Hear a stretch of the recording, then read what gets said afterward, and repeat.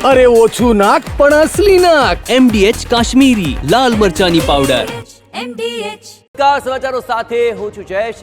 Agenda at 9 માં આજે સૌપ્રથમ વાત કરીશું હવામાનની કે જ્યાં વરસાદને લઈને મહત્વપૂર્ણ આગાહી વ્યક્ત કરવામાં આવી છે અને જૂન એન્ડ સુધીમાં વરસાદનું અનુમાન સામે આવી રહ્યું છે। કુલ 9 જૂન સુધી વરસાદનું જે અનુમાન સામે આવ્યું છે તેમાં હળવાથી મધ્યમ વરસાદની આગાહી હવામાન વિભાગે વ્યક્ત કરી।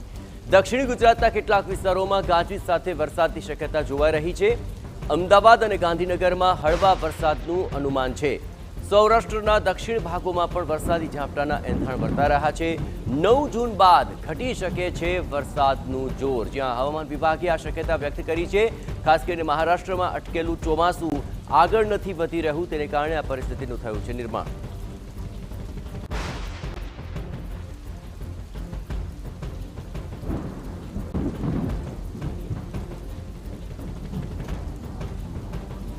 दिन स्कैटर्ड प्लेसेस में हड़बड़ से मध्यम बरसात होने का संभावना है। गुजरात की जो उत्तर और दक्षिण क्षेत्रों में जो सारा जिला है इसमें हड़बड़ से मध्यम बरसात का संभावना है।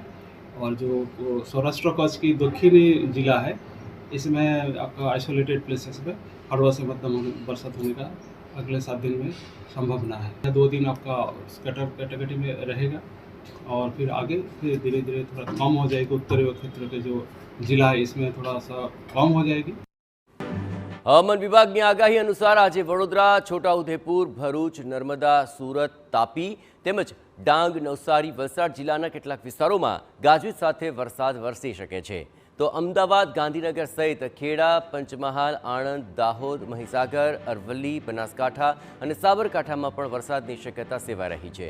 જૂનાગઢ, અમરેલી, ભાવનગર, ગીર સોમનાથ, રાજકોટ, સુરેન્દ્રનગર, બોટાદ તેમજ પાટણમાં પણ હળવા વરસાદનું અનુમાન છે।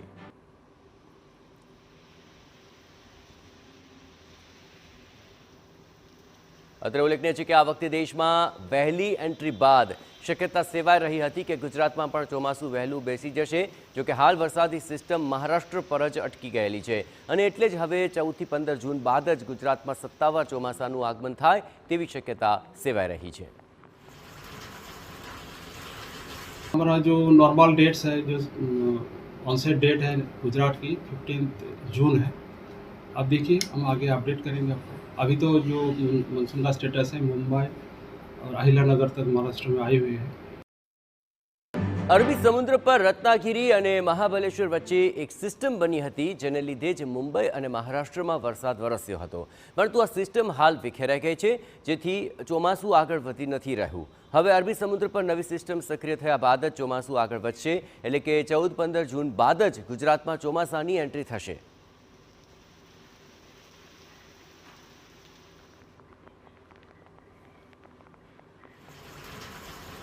MDH બિરયાની મસાલા, પારંપરિક બિરયાનીનો અસલી સ્વાદ। असली मसाले साच साच MDH